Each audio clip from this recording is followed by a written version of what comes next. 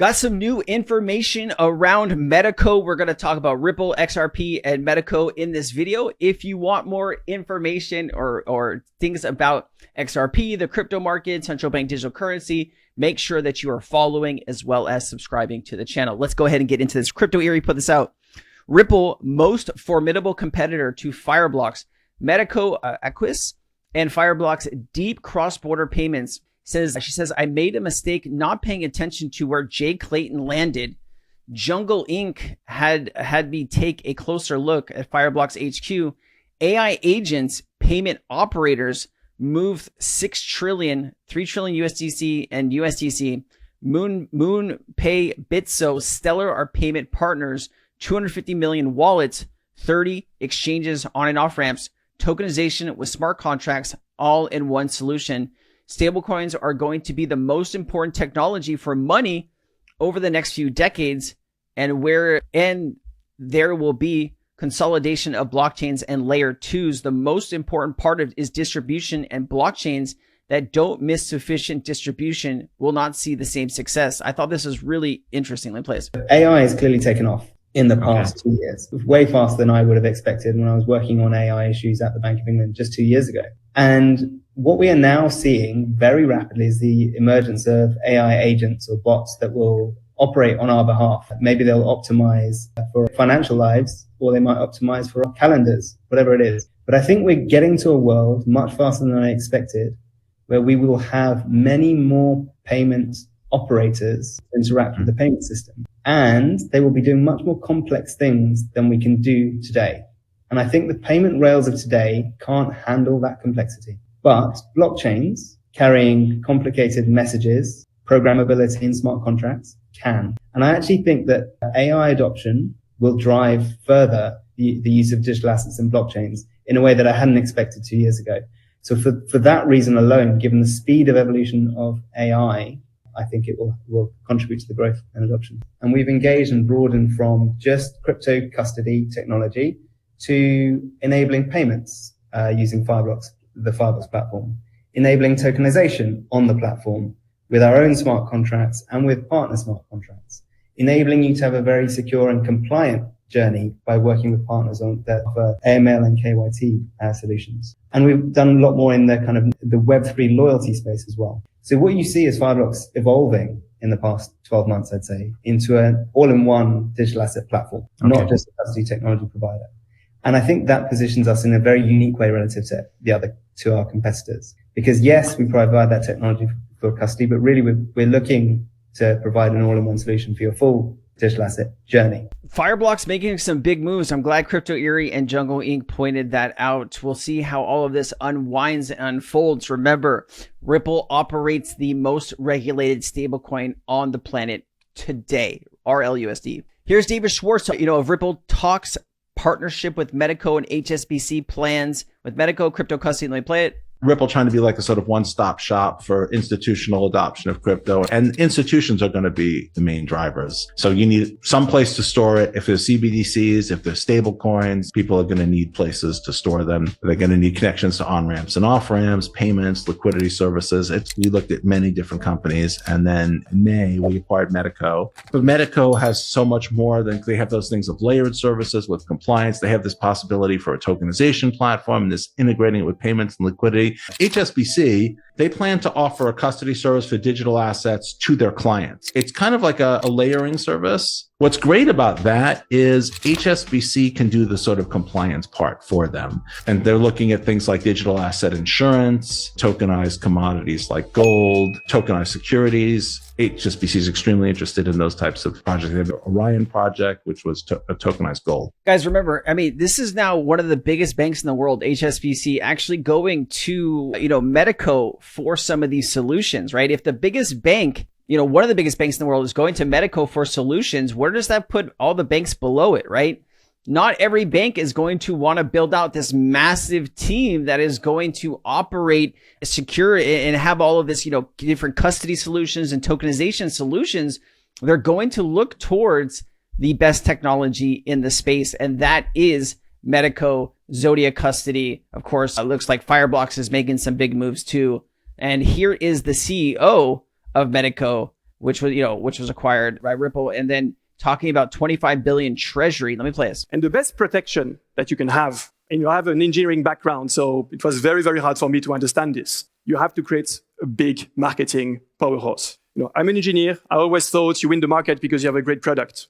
That's absolutely incorrect. You win the market because the market thinks you have the best product, not because you have it. And how do you get the markets to think that you have the best product? Well, you flood the market with information, and it costs you money. So you have to have the people and you have to have the budget. And so one of the most important things that I didn't do, but I would do in my next venture the day it happens, is I would not, raise funds to invest in a big engineering team and a big product team, on day one. I would raise to invest in a marketing and sales team and ensure that even before I have a product, the market already thinks I'm the market leader. And that's a very, very difficult thing to get to when you're an engineer and you're Swiss, because as you know, Americans are used to selling things they don't have. Well, sorry for the ones that don't do it this way, but that's true in many ways.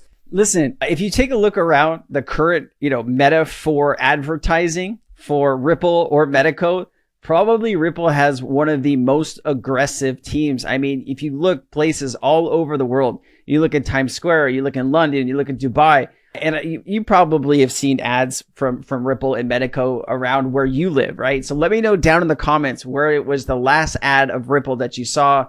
If it's online, I don't really care. But like if you saw it in person, if it's in like a subway or like a cab or something like that, let me know in the comments. I want to hear from you. All right. R3 says they're working with HSBC, but HSBC is working with Metaco. Very difficult to figure out what R3 is currently doing.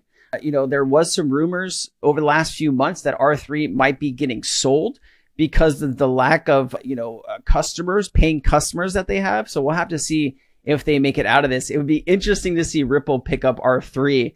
I think that would really, push everything over the edge, Ripple's direction.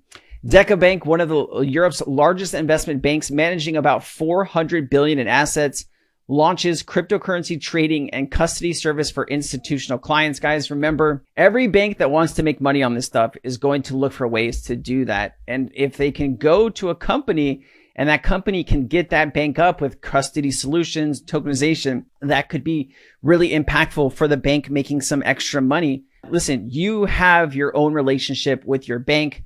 I'm sure you like me in the past, you've gone to certain banks and just you feel more connected or close with whatever bank that is in your life. And I used to have Wells Fargo, that I went to Bank of America, then I've been at JP Morgan Chase for quite some time, and I like Chase. And so different people will go to different banks, but these banks are pretty much going to have very similar solutions for crypto custody. Yeah, BBVA Switzerland has expanded its partnership with Metaco, and it seeks to accelerate digital asset offerings for institutional clients. BBVA in Switzerland was one of the top tier bank in the Eurozone to provide custody and trading services for cryptocurrencies under a combined portfolio across traditional and digital assets. The service was previously awarded the Clientele Wealth Manager accolade. As part of an extended partnership, BBVA Switzerland successfully migrated its digital asset operations to the latest version of Metaco Harmonize.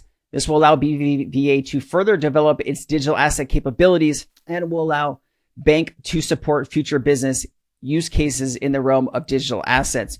You also have Smoke putting this out. The biggest banks in the world will use Ripple Custody in 2025. Ripple's strategic partnership with Metaco is no coincidence. Ripple is already aligned with tier 1 banks globally, securing partnerships that give them 80% coverage of the world's key trade corridors. Now, with Trump expected to overturn SOB 121, U.S. tier 1 banks will finally gain the green light to custody assets. And this is exactly what happened. This regulatory shift opens the floodgates for utility token momentum with Ripple's custody platform leveraging the XRP ledger to tokenize real-world assets. Imagine 80% of the world's trade corridors transacting tokenized real-world assets via the XRP ledger. The infrastructure is already in place. The documentation points to this becoming a reality. And so obviously it's talking a little bit more of what we just discussed earlier with Ripple deals with, 100 banks, including some of the biggest tier 1s. Obviously that number is way higher now.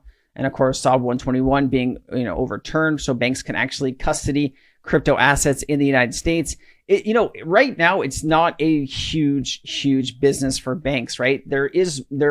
Banks are required to hold a certain amount of reserves, and they're still trying to figure out, what assets banks are going to be allowed to be held. I'd imagine crypto assets that have like ETFs that have gone through a little bit more scrutiny probably will be the ones first allowed, but you're not going to have like Pepe or, any type of meme coins at your bank. Your bank is probably going to only hold like Bitcoin, Ethereum, XRP, and maybe a handful of other assets, if that. You also have Citi reconsidering digital asset custody partner with Metaco. I mean, this was, last year. And listen, Citibank has a lot of value under management, $2.9 trillion assets under management. Citi has been working in the digital asset space for quite some time. They understand how important the technology is. And I wouldn't be so shocked to see some more connections with Ripple in the future. And then, of course, Metaco is a leading custody platform. Let me know what you guys think, right? How long do you think it will take for banks to start custodying crypto assets? Will we see it this year in 2025 in the US, or is it going to take a few more years? I'd love to better understand where you guys are at. If you want to take your crypto journey to the next level and you want to join my crypto community, Cryptoneers, there's a link down in the description. We have hundreds of people from all over the world that are all working towards a common goal of finding projects early in the crypto space and getting that information early enough to make it a difference in their portfolio. I hope to see you around. The code is BULLRUN for that 50% off the first month. Aloha. I'll see you next time. I've been Crypto Sensei. Peace.